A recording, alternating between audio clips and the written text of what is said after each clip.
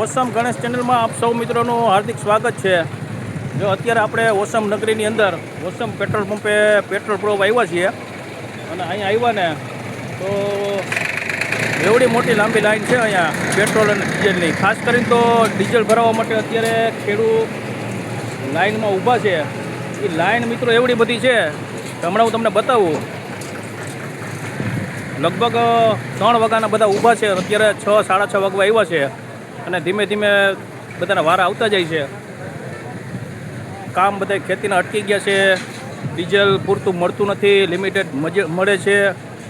ઘણી બધી સમસ્યાઓ છે, પણ હવે અત્યારે બીજો કોઈ વિકલ્પ નથી આપણી પાસે અને આ વાતાવરણની અંદર થોડુંક એડજસ્ટ કરવું પડે એવું લાગે છે. જો આ લાઈન છે ને, આ લાઈન પેટ્રોલની છે. આ પેટ્રોલની લાઈન તો બહુ લાંબી નથી, કારણ કે ટૂંકી લાઈન છે ને.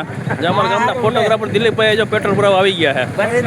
તો દિલીપભાઈ, તમે તો સાયકલ આપો, તમારે પેટ્રોલની શું જરૂર પડે? કેટલા વાગ્યાના ઊભા છો તમે પેટ્રોલ પુરાવા? છાપામાં શું દે? છાપામાં તો આવે જ છે.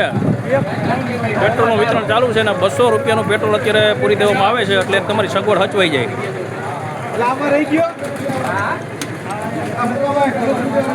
જોઈ લ્યો.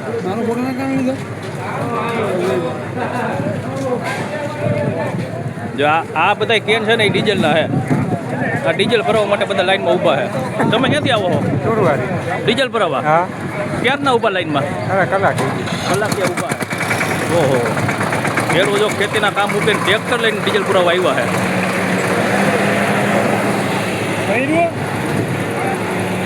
આ લાઈન તો આમ છે ક્યાં સુધી પહોંચે છે?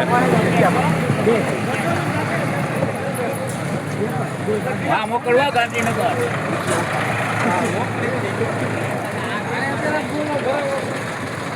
ઓહો, હા હિતેશભાઈ, કેવડીક લાંબી લાઈન છે? કેવડીક લાંબી લાઈન છે? લાઈન ને તો વાત જવા દો. ટેન્કરો મોટે પેટ્રોલ આવવા દીધે કઈ પૂરું થાય એમ નથી. નહીં, તમે કેટલા વાગ્યાના ઊભા લાઈનમાં? અમે 3 વાગ્યાના ઊભા. ઓહ, અત્યારે 6:30 વાગ્યા છે. હજી તો થોડુંક છેટું છે. કલાક થાય. હજી 3 કલાક. ઓહો, પાછું ડીઝલ વધારે પુરાવાનું હોય ને, વાર લાગે નહીં? જો આ કેલબાની એવડી લાંબી લાઈન છે, એની વાત પૂછોમાં. જો ખેડૂત બધા થાકી જાય, સાઈડમાં બેઠા બધા. જો ટ્રેક્ટર, જીસીબી, ડમ્પર, કેન. ઓહો, જો અમારા ઉમેશભાઈ તમારે 2 કલાક થાય. હો, નિરાત રાખજો. તમે ક્યાંથી આવો ભાઈ? હે, તલંગણાથી. જો તલંગણા આજુબાજુના ગામના જે વિસ્તાર છે, કાથરોટા, ચુડવા, થાણિયાણા, નાની માડ, ત્યાંથી જો આ બધા લોકો પેટ્રોલ પુરાવા આવ્યા છે, ડીઝલ પુરાવા. અને હજી આમાં આગળ કેવડી લાંબી લાઈન છે.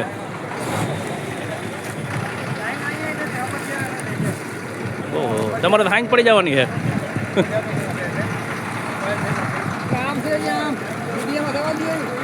આમ છેક સુધી પૂકી જાય એમ છે, ગેટ સુધી.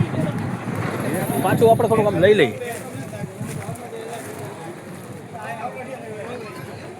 હવે અત્યારે પરિસ્થિતિ આવી છે. જો આ અમારે ઓસમ પેટ્રોલ પંપ છે, ત્યાં અત્યારે આવડી બધી લાઈન અમે ક્યારેય જોઈ નહોતી. એવડી લાઈન છે ને આમ રોડ ઉપર તમે જુઓ મિત્રો, ક્યાં સુધી લાઈન દેખાય છે.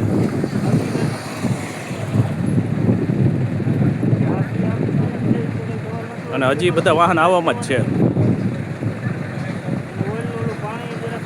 અત્યારે જેને પણ પેટ્રોલ પુરાઈ જાય કે ડીઝલ પુરાઈ જાય ને, અને એવું લાગે કે જંગ જીતી ગયો.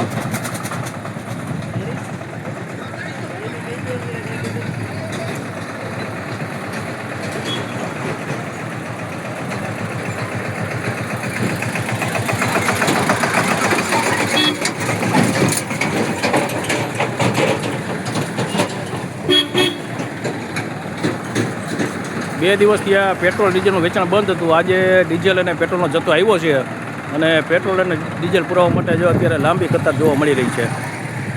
લોકો જે પણ વાહન છે એ વાહન લઈને અત્યારે ડીઝલ અને પેટ્રોલ પુરાવા આવ્યા છે.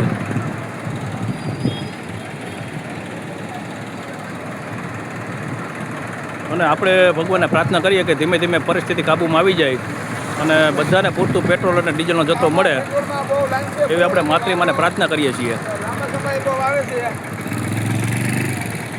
આ પરિસ્થિતિ અત્યારે દરેક પેટ્રોલ પંપ પર જોવા મળી રહી છે. અત્યારે કોઈ પણ વ્યક્તિ બહારથી પાટણો ફરવા આવતા હોય એઓને ખાસ સૂચના આપવામાં આવે છે કે ભાઈ તમે તમારું વાહન જે પણ કાંઈ લઈને આવતા હો એની અંદર ડીઝલ અને પેટ્રોલનો પૂરતો જથ્થો ભરીને આવવું. કારણ કે અહીંયા પરિસ્થિતિ આવી છે અને અહીંયા આવ્યા પછી જો તમે એવું વિચારતા હો કે ભાઈ અહીંયા આપણે પેટ્રોલ પુરાવી લેવું તો અહીંયા તમારે ઘણી બધી કલાક આમાં બગાડવી પડે એવું છે. કારણ કે વારવામાં રાતના 12 વાગી જાય એવું છે.